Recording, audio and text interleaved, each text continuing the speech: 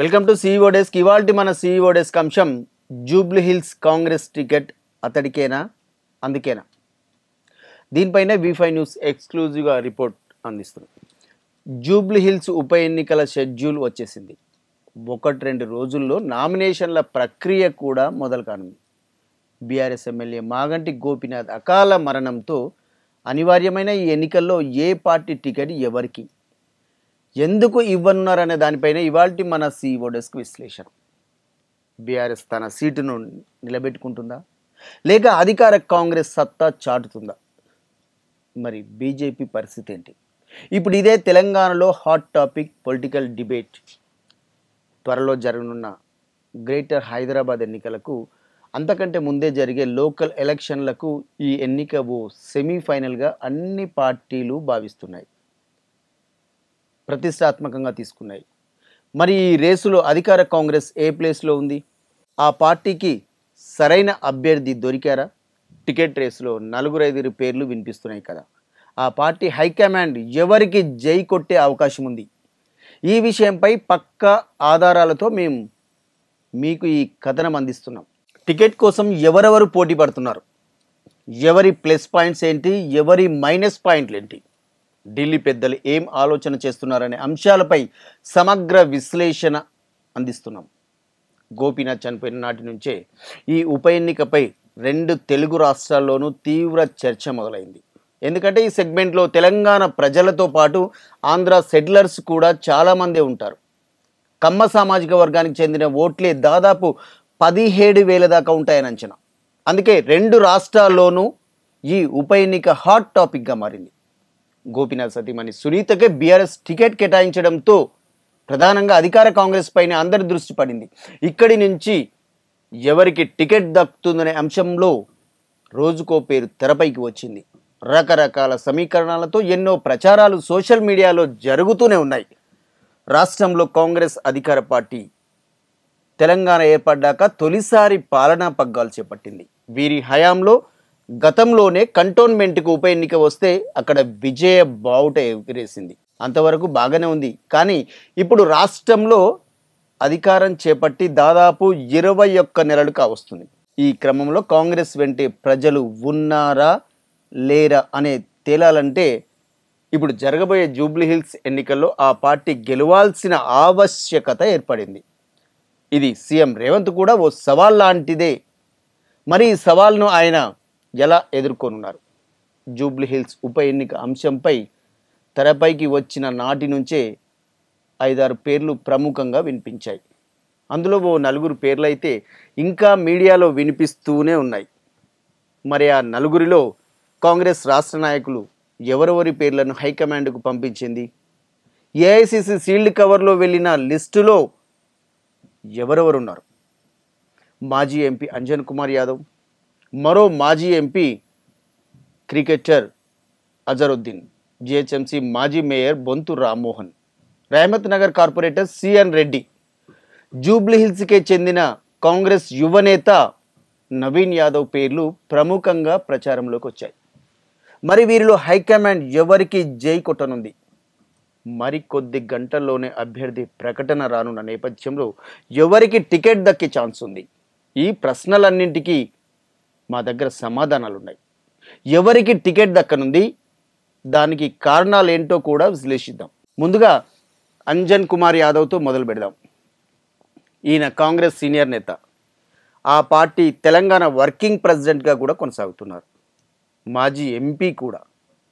హైదరాబాదులో మంచి mass following ఉన్న నాయకుడు. కానీ ఇప్పటికే ఆయన కుమారుడు అనిల్ కుమార్ యాదవ్ రాజ్యసభ సభ్యుడిగా కొనసాగుతున్నారు. ఆయన ఈ పదవి చేపట్టి 17 నెలలే అవుతుంది. అంటే ఇంకా చాలా రోజులు పదవిలో ఉండనున్నారు.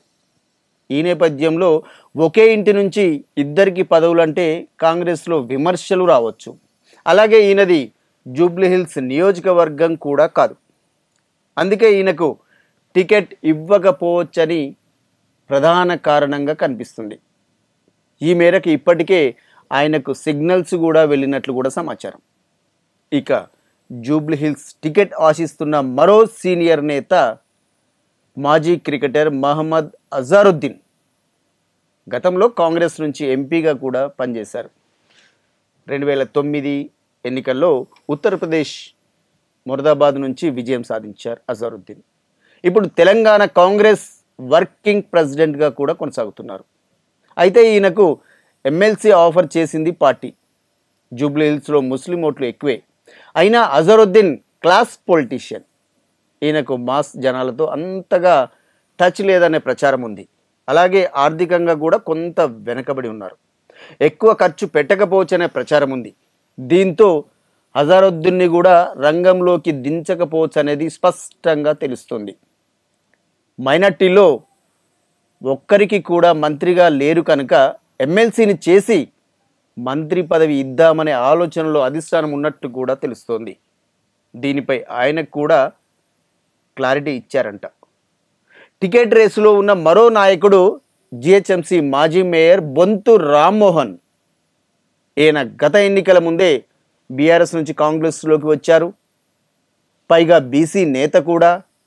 అందుకే ఈయన పేరు కూడా ప్రముఖంగా వినిపించింది. రామ్మోహన్ సామాజిక వర్గం మున్నూరు కాపు. ఈయన సతీమణి యాదవ సామాజిక వర్గానికి చెందిన వ్యక్తి. తనకు టికెట్ ఇస్తే 2 సామాజిక వర్గాల ఓట్లు తనకే పడతాయంటూ ఆయన హైకమాండ్ వద్ద అర్జీ పెట్టుకుంటున్నట్లు గతంలో వార్తలు వచ్చాయి.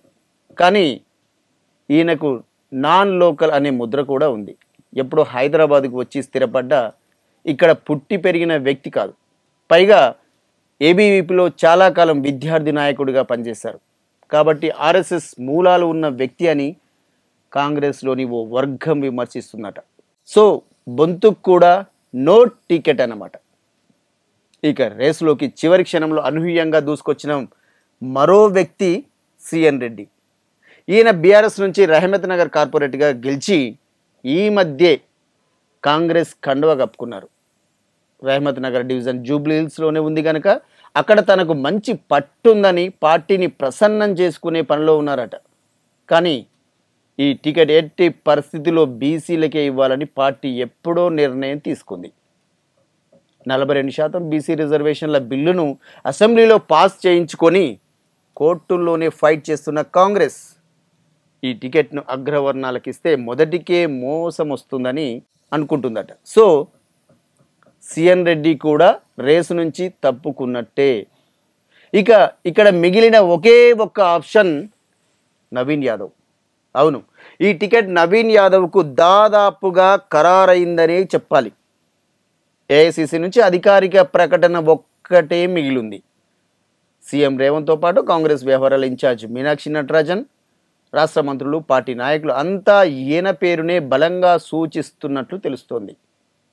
ఏ క్షణానైనా అధికారికంగా ఈ పేరు వెలువడొచ్చు. ఆర్థికంగా బలమైన నేత కావడం, ఇప్పటికే ఈ నియోజకవర్గం నుంచి 2 సార్లు పోటీ చేసి ఉండడం ఈయనకు కలిసొచ్చే అంశంగా చెప్పొచ్చు. మొన్నటి ఎన్నికల్లో ఇండిపెండెంట్గా పోటీ చేసి కూడా మంచి ఓట్లే సంపాదించారు నవీన్ యాదవ్. ఈ అంశాలన్నింటినీ పరిగణలోకి తీసుకుందంట. అందుకే ఈయన పేరును ఫైనల్ చేసినట్లు సమాచారం. ఇక నవీన్ యాదవ్ ముస్లింలకు అనుకూలంగా ఉంటారని నియోజకవర్గంలో ఓ ప్రచారం కూడా ఉంది. సహజంగానే వారి ఓట్ బ్యాంక్ ఎక్కువ కాబట్టి దానికి మించిన ప్రత్యామ్నాయం లేదనేది ఆయన వాదన. ఏతావాద ఎలా చూసినా నవీన్ యాదవ్ కాంగ్రెస్కు బెస్ట్ ఆప్షన్గా కనిపిస్తున్నారట. ఏఐసిసి కూడా ఆయన పేరునే ఖరారు చేయొచ్చనే ప్రచారం జోరుగా ఉంది. నవీన్ యాదవ్ పేరు దాదాపుగా ఖరారైనట్లే. అధికారికంగా ప్రకటించడమే ఇక మిగిలి ఉంది. ఇది ఇవాళ సిఓ డెస్క్. రేపు మరో అంశంతో మళ్ళీ కలుద్దాం. చూస్తూనే ఉండండి V5 న్యూస్.